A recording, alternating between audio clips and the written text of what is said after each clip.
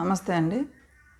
Junior doctor హత్య కేసులో ఈ రోజున సంజయ్ అనే వ్యక్తిని కోర్టులో విచారించగా చాలా షాకింగ్ న్యూస్ అయితే చెప్పాడు. ఎందుకంటే హత్య చేసింది నేనే, మీరు ఏం చేసుకుంటారో చేసుకోండి, మీరు ఎలాంటి ఉరిశిక్ష వేసుకున్నా నాకేమీ ప్రాబ్లం లేదు అని చెప్పి కాన్ఫిడెన్స్గా చెప్పిన వ్యక్తి ఇది కాస్త హత్య జరిగిన 15 రోజులకి మాట మార్చి ఇప్పుడు సరికొత్తగా నేనైతే ఈ హత్యే చేయలేదు, నాకేమీ సంబంధం లేదు, నన్ను ఉద్దేశపూర్వకంగా కావాలని ఇరికించారు, నాకేమీ తెలియదు అని చెప్పి ఈ రోజున కోర్టులో మార్నింగ్ చెప్పడం జరిగింది. ఈ హత్య నేనే చేశాను, నన్ను శిక్ష వేయండి నన్ను చెప్పిన వ్యక్తి ఈ రోజున కొత్తగా ఇలా చెప్పడం వెనకాల ఏం జరుగుతుంది, వెనకాల ఆ కాలేజీలో ఎలాంటి నెట్వర్క్లు జరుగుతున్నాయి, ఎవరైనా ఒక అత్యాచారం చేసిన తర్వాత ఆ కేసులో నిజాలు తేలిపోవటం, ఆ వ్యక్తికి తగిన శిక్ష విధించటం ఫర్దర్గా జరుగుతూ ఉంటుంది. కానీ ఇందులో హత్య చేశానని కాసేపు నేనైతే చేయలేదని ఎవరు ఇరికించారని చెప్పడం అనేది చాలా హాస్యాస్పదంగా అయితే ఉంది. ఈ కేసులో ఎవరు హస్తం ఉంది, ఎవరెవరు నెట్వర్క్ ఉంది, గాలి నిజంగానే ఈ సంజయ్ అనేవాడిని ఈ కేసులో కావాలని చెప్పి ఉద్దేశపూర్వకంగా ఇన్వాల్వ్మెంట్ చేశారా? అలా ఇన్వాల్వ్మెంట్ చేస్తే ఆ అమ్మాయిని ఎవరు అంత దారుణంగా రేప్ చేసి అమ్మాయిని అంత దారుణంగా ఎవరు హత్య చేస్తారు? అసలు ఈ కేసు అనేది బయటికి రాదనుకున్నారా?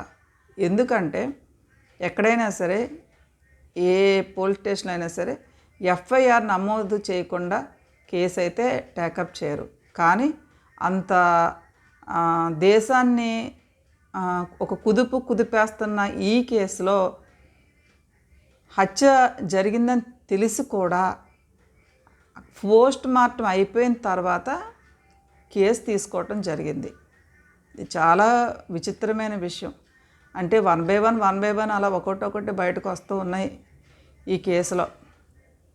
అలాగే ఆ రోజున ఆ అమ్మాయి చనిపోయిన తర్వాత మీ అమ్మాయి అనుమానాస్పద మృతి అని చెప్పి పోలీసులు ఫోన్ చేయటం, కాలేజీ వాళ్ళు ఫోన్ చేయటం, ఆ పేరెంట్స్ రావటం, 2-3 గంటలు వెయిట్ చేస్తే కానీ అమ్మాయి డెడ్ బాడీ చూపించకపోవటం, ఆ డెడ్ బాడీ చూపించిన తర్వాత మా అమ్మాయి అనుమానాస్పదలో మృతి చెందటం ఏంటని ఆ రోజున ఆ జూనియర్ డాక్టర్ తండ్రికి అనుమానం రావటం, అక్కడ మెజిస్ట్రేట్ని కోరటం, ఇక్కడ నాకు పోలీసుల ద్వారా సరైన న్యాయం అయితే జరిగేలా లేదు అని చెప్పి కోరితే ఆ మెజిస్ట్రేట్ రావటం, వచ్చిన తర్వాత అప్పుడు ఇది హత్య అని చెప్పి అక్కడ కేసు నమోదు చేయటం అయితే జరిగింది.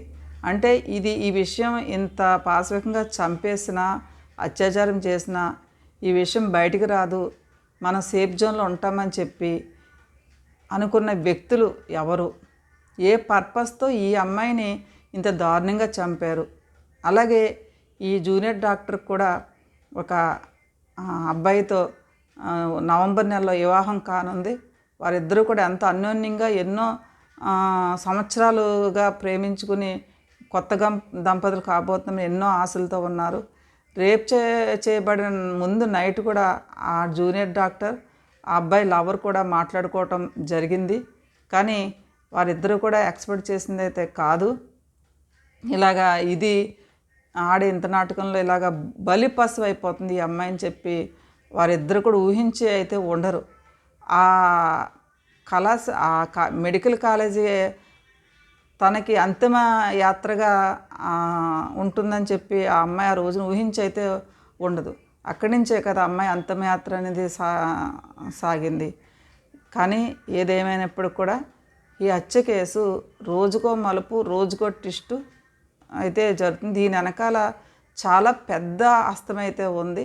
ఇది కూడా వన్ బై వన్ సిబిఐ వారు అలాగే అక్కడ చట్టం ముందుకి ఎలా తీసుకెళ్తుందని చెప్పి మనం ఎదురు చూడవలసిందే. కానీ ఏం జరుగుతుందని ఇంట్రెస్ట్తో మనం ఈ న్యూస్ కోసం వెయిట్ చేయటమే కానీ మనం చేసేది అయితే ఏమీ ఉండదు. కానీ మనం చేసేది ఒకటే, మన ఇంట్లో ఆడపిల్లల్ని చాలా సేఫ్ సైడ్గా పెట్టుకోవాలి. చిన్న పిల్లనైనా సరే, అప్పుడే పుట్టిన పాపయ్యతో సహా చనిపోయే ముసలాం వాళ్ళైనా సరే లేడీస్ అనేది జాగ్రత్తగా ఉండాలి.